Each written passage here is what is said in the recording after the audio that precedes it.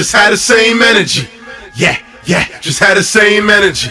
Yeah, just had the same energy. Yo, you already know what it is, man. It's that boy Punch. Mr. See me with that same energy, Mr. Brooklyn everywhere. And I got my guy with me. Let them know if they don't know. Man, it's your boy Dax, and we back at it like a bad habit. If you want something, better go grab it. And today, baby, we finna make a big play. I ain't mad at this 50.com, nigga, bang. Now, Dax, I'm going to be honest. Talk to me, please. Don't lie to me, though. I won't lie. They going to be like, yo, Punch, you got one of your internet friends up here, man. They going to be like, you know, you kind of internet popping, internet famous. You moving, your views is flying. How does it feel? Feels great. Blessed and highly favored is something I always say, man. To go from where I was at 5 months ago, 6 months ago to where I'm at now is definitely a blessing. Okay. So let's talk about it. Where were you 5, 6 months ago? What's the difference? 5, 6 months ago, I was a college student in Wichita, Kansas, the middle of the map. They call it the wasteland. I was a janitor working overnight. Oh, you really was? I thought you'd just be lying about that. No, never lie. That's why I always say, talk to me, don't lie to me. I live off that, too. So that's what I was doing, overnight janitor job, working that, just trying to make something, man. Crazy. Yeah. Playing ball. Playing ball. That's a big deal. Like, you really play ball. Really hooped. No joke. So like celebrity games, you coming for J. Cole. Who else plays? Kevin Hart, Chris Brown. It's to the point where if I play in a celebrity game, I can't go 100% because it'll get too competitive. Why not? You 40. That's how you might pop. If you like throw it on Kevin Hart. No, I'm not a dunker. I'm a scorer. Listen, if you see him under the rim, you better reach. Okay. Listen, you trying to end up on a shade room or not? Yeah. Shade room, but they don't tag nobody, so I ain't trying to end up on there. You know, you want your looks. Yeah, they don't never tag. Let's talk about your upbringing. Where are you born? You know what I mean? Like, where are you at? Because you've been everywhere. Canada, Ontario's born in. I was actually born in Newfoundland, fishing. Newfoundland. Newfoundland. See, I don't know what this is. Yeah. So you got to say the slow for. So this is new. It's the type of thing where you don't want it on an interview because it's not no street cred. Okay. But what's the closest street cred? Is Ontario lit? Street cred is Toronto. But the 6 is lit. Yeah, 6 is lit. I've been out there. They got a ton of goons out there. Yeah, we got a couple. We think that Saga. Oh, Scarborough. I hear Drake talk about this. Mm-hmm. So do you run around? Do you ever run into the OVO? Do you ever run into any of them? Nah, because I just really started the music shit really recently. Yeah. So I have in terms of like running into music guys here and there, there's none of that. So where does this fan base come from? Because, bro, you're putting up everything and it's flying and they're loving you. How did this happen so fast? The way it happened was literally me in a dorm room, just on my phone, just nonstop. I started off with poetry. It's a long ass story, but I started off with poetry. Why not? This is what you're here for. Hell yeah. So, junior year of college basketball. Well, let's take it back. So, sophomore year, I'm at the University of Montana. Finally achieved my dream. I go D1. Had to go JUCO and prep school first out of Canada. Met a dude at a bus stop and luckily got to play prep school, which led me to my junior college, which led me to my D1. Unbelievable. So then, Coach Travis DeCure became the coach after Tinkle transferred to Oregon State. Okay. So now I step into a D1 situation with a coach who didn't recruit me. So I know. You know how that goes. Yeah, I worked on this my whole life, trying to go D1 to play in the NBA. Now I got a coach who doesn't know me, and he was black. And I'm like, dude's gonna fuck with me, but he didn't. I got hurt, never got no playing time. So by the end of the year, they're like, you got to leave. I'm like, bet. So I get on the phone, call Newman University. Right before I left to Montana, I tried out at Newman University, and they loved me, but I wanted to go D1. He's like, but if your D1 doesn't work out, you can always come back here. Full ride, everything. So I go back to Newman University, killing, I was averaging 20 points a game, all that good stuff, leading the league in scoring. My junior year. Leading the whole league. Yeah. This is light fly. work. Yeah, like, I mean, a D1 playing D2 is abusing. You ring it. Yeah, we abusing. It's now we're trying to get seen. Yeah. So we're putting it up. Yeah. We're putting it up 20 shots a game, minimum. I'm going to make a sports at the top 10 one of these nights. Minimum 20 shots a game. And if they're not passing me, they're getting benched. Yeah, I'm not mad at it. Mm-hmm. So on the way to a game versus Arkansas Fort Smith, I was listening to a song by a group called They. I don't know if you ever heard of them. Yeah. D-Y? No, T-H-E-Y. Oh, no, I don't know. Some song, and inspired me to write a poem randomly. And I was like, Daniel, you can't write it, because that's my real name, Daniel. Okay. Like, you can't write no poem. That's for sissies. Okay. So I write the poem, show it to a couple of my teammates, like, wow, that's deep, bro. Where'd that come from? I'm like, I don't know. Yeah. I just sort of like words. So doing that, and then I got the janitor job second semester. They put me in the poetry side, the art department. That's what I was cleaning up. So I was seeing a lot of that shit too. So I started writing poetry just randomly. Then I called Nathan James on the phone, who's my manager. Yeah. And he's like, bro, what's up? I'm like, dude, I wrote a poem. And at this time, he was doing photography for like Post Malone, Tory Lanez, and all these people. Okay. And we met in junior college. He had double knee surgery, so he wasn't playing. It was just me. Yeah. I'm like, bro, I wrote a poem. He's like, bet, let me hear it. I read from music. Wow, that's dope, bro. You know what we're gonna do? You're gonna do this poetry for now, then we're gonna change it into music. So I start with poetry. I was like, I want it to be like Drake for poetry. Okay. I was like, people are gonna watch my poetry like they watch Drake. Understood. But then like 4 months in, I'm like, damn, motherfuckers ain't gonna watch my poetry like they watch Drake. You know, there's just no replay value on poems. Yeah. So then I started just making music, and eventually it started going viral. And I would just sit in my room and literally just ask thousands of people to share my shit because I believed in what I was doing so much. And they would. And they would. See what it is, man? How far a question can go. Super far. So then, music transitions. What's the first record that kind of pops for you? So I'm doing the poetry thing, getting a lot of traction on that because the whole idea behind it was how can I motivate others to chase their dreams while I'm chasing mine? Understood. Just a dope, put something into the world that lasts forever. So September, so I've been making music like a year and 6 months now. September, a year and 6 months ago, I put out my first Drake remix. It's like a one dance remix. Yeah. It doesn't do shit. Then I put out I called it Sunday Were Mental Health Days. So I would walk to the mall in Wichita, Kansas. I had no car. I just got a car recently and a license. So I walked to the mall in Wichita, Kansas. This is really just happening for you. Yeah, so I walked to the mall in Wichita, Kansas on a Sunday, and I'm like, damn, Designer just put out Timmy Turner. That shit's hypnotizing. Yeah, that's my boy. And people say I look like Designer. So I'm like, So I'm like, Timmy Turner. So I'm like, damn, Hillary Clinton, because Trump was going against Hillary Clinton. Yeah. So I made a remix of that, Hillary Clinton, Timmy Turner. Okay. Put that out, put it on Instagram, and I was like, damn, motherfuckers are really commenting on this shit a lot. Yeah. So then I literally messaged like thousands of people for 3 days. Yo, tag Designer, tag World Star, and tag Funny Blacks. After 3 days, Designer, World Star, and Funny Blacks all posted it on their Instagrams. Boom, shit went viral. So then I called Thad, who was my poetry guy. We used to make poetry music videos. Music videos for poetry I was doing, right? Because I was like, I don't want to be a rapper. So I called him, I'm like, bro, Hillary Clinton just went viral, bro. You need to skip class tomorrow, and I'm going to skip basketball practice, and we're going to make a music video for this shit ASAP. So I skip basketball practice, he skips class, we make a music video in like 3 hours.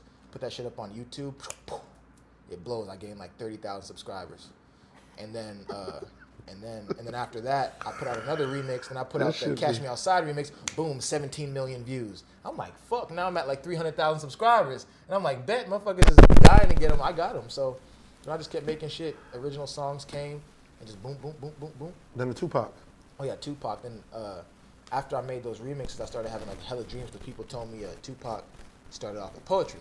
So I went and watched the movie, did all that shit, and I was like, wow, there's a lot of connection between me and him, and a lot of people always said I look like him. So then I had some dreams with him. This time I was with a girl. Had some dreams with him inside of them, and he just like told me basically in the dream, like, you know, you can really do this. You have the ability to pierce like the microphone with your words and really motivate people. Also, Pac, really in your dream? Yeah, really in the dream. Wow. Really in the dream. So then after I did that, I made the Hit 'Em Up remix, and that just went too. That went viral. You kind of catch fire with everything you put out now. Not everything, man. There's a lot of failures. But we miss those. All pain is progress. I mean, valuable words. It doesn't look like it. Looks like everything you're putting out is. I wish, man. I put out like 50 music videos in like a year. And you got a like couple 60 millions. songs. Yeah, hell You know what I mean? Like that's a lot. Yeah. There's a lot of rappers, bro, who don't even crack 100K. Yeah. And they're fighting for dear life. Fighting. So like they're watching this hate, like the level of anger, bro. No, but if they knew the work that went behind each video, He was a janitor. Give him a break. Yeah, a super break. Yeah, like give him a break. Kit Kat. Give him a break. Amazing, bro.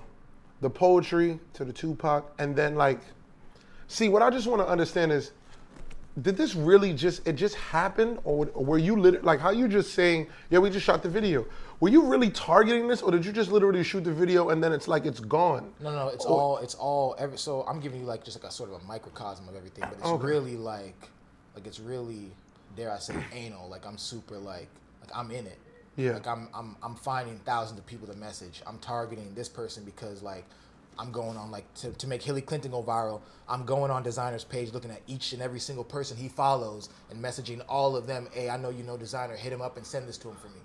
I'm going to World Star and looking at the people they follow. Like I'm really like in it.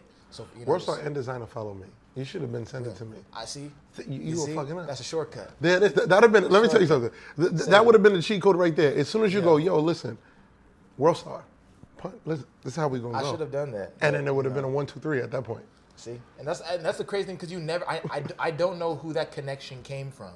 It could have been like the smallest kid who sent the DM to World Star and they saw it that day. So you never. Well, World Star has like 10 niggas working their gram that just float around and watch anything trending. They look at all the ads. Trust me. Wow. That's how they're in front of everything. It's not like one guy Yeah. who's like a sorcerer. It's a bunch of people there working that shit. So let's talk like this. What's the biggest record that you have to date? Biggest original song is "I Want." That one's doing great. Is it who produced it? Let's talk about the creation of that. Really, Who produced it, man? A kid in India. India. I was on the bus and I heard the beat. I don't even know his name now. I feel bad, but I got so many beats from so many different kids in so many different places that it's just like ridiculous. But a kid in India produced it. Heard the beat, hit him up. What's up? Blase. Let me get that. Boom, boom. Is that the record that identifies you the most? No, there really is no one record that identifies me the most. I think that the people who really fuck with me, I'm really just an emotional music artist. So it's like you might get some Tupac shit one day, and I might feel happy and then sing for you the next. Understood. So I think what I did, some people recognize me as, Tupac remixes. Some will go like, I Want. Some will go like, Catch Me Outside, the 17 million. Some will, just all over the place. Yeah, it's crazy. And then now you out here in New York. I know we were speaking the other day. You said that you somehow get in the loop with my boy Shotty. You're talking to Trey. Like, how do you get in the mix of that to where you get in the loop with like 6ix9ine's people and you're at least talking and communicating? How do you is it just the boldness where you're just reaching out? Oh, yeah, I'm bold. I'm reaching out to anybody. I don't care who you are. It don't matter. It don't matter. And so none of it, like the celebrity aspect, nothing phases it? No, I can go back on DMs like from when I first started. I'm in everybody's DM. Just, what's up, bro? Just hoping. Not hoping because at the end of the day, I know what I can do. Yeah. And I know that if it's not now, it's later. So it doesn't fear me to go into anyone's DM because I know if I don't talk to you now, I'm going to be talking to you later on down the road. Yeah. So. And then I see you got 1 million tats. Yeah. I'm sweating right now, so I don't know when to show this one, but I just got this new one right here. Yeah. So what made you part of the tattoo culture like that? Is it the Pac shit? Because you got it across your I've been stomach? having tattoos since I started playing basketball. Yeah. I've had tattoos for like 6 years now. It was always just there. Every single tattoo I have is an expression and a description of me as a person. I get it. Is there any one artist that you really, like who do you want to pull in now? Now that you're here and you're talking to the world, who do you want to pull in? Like, what's that dream record you want? With what collaborators? You know what I mean? Like, what do you want? Dream record, plural that I want, definitely Drake, dude. We're going to make some fire. DMX, what's up? Wow. Man, Adele, have you on the hook and let me rap on the verses. Ed Sheeran, what's up, boy? So it's like a wide vary. And you just graduated from school. Yeah. How are you so open with that? Because they be making it seem like rappers shouldn't like put this out. At times it feels like the culture doesn't want a rapper to graduate from school. Yeah, because that's just my brand. It's like, it's me as a person. I like to motivate people. I like to just really preach because when I was in 6th grade when I found the law of attraction. Okay. You heard about that before? Yeah, of course. Yeah, so I was in 6th grade when I found it. And I was like, wow, this is such a powerful thing that like I feel like so many people don't know about. Yeah. But it's like changed my life. So it's like, how can I think that like why I've gotten so far as quick as I have is because I've really focused on. It's not about motivating people to like necessarily share my shit. It's motivating people to like do better for themselves. And in turn, when they see themselves do better, they thank me. And then they come back and like, oh shit, let me share Dax because he helped me. Yeah. So that's just like the brand. So whether it's me doing school, being a janitor, this, that, it's always just trying to motivate. I get it. Yeah. Is there anything that you want to lead the people with? You know what I mean? Like to tie in so that when they see it, that they can literally, what's a song you want them to go click? Because it's like your big commercial. You get what I'm saying? You got to tell them all of the cool shit you do. You got to. Okay. Well, my name is Dax, 6'2", chocolate drizzle male, hailing from Ottawa, Ontario, Canada. I enjoy long walks on concrete and string cheese, to be honest. One of my songs I want you to check out is definitely I Want. I got a lot of big stuff in the works. Just made a music video with Hobson. That's going to be legendary. It's going to go viral. I got a song with OT Genesis. That's crazy. I performed at the DG. How'd you bump it to OT? You know, you want to know a secret that a lot of people don't know? Not a secret, but very low key. You know, OT used to be signed to 50. I think he told me that. Yeah. Yeah. Yeah. He was definitely with 50. Yeah. And then he popped when he left. Yeah. Hey. He's just a hit maker, man. Yeah, OT pumped him out. He got about 4 or 5 of them bitches now. Hit maker. Yeah, I got a song with him that's a bang. I did that at the DDG concert.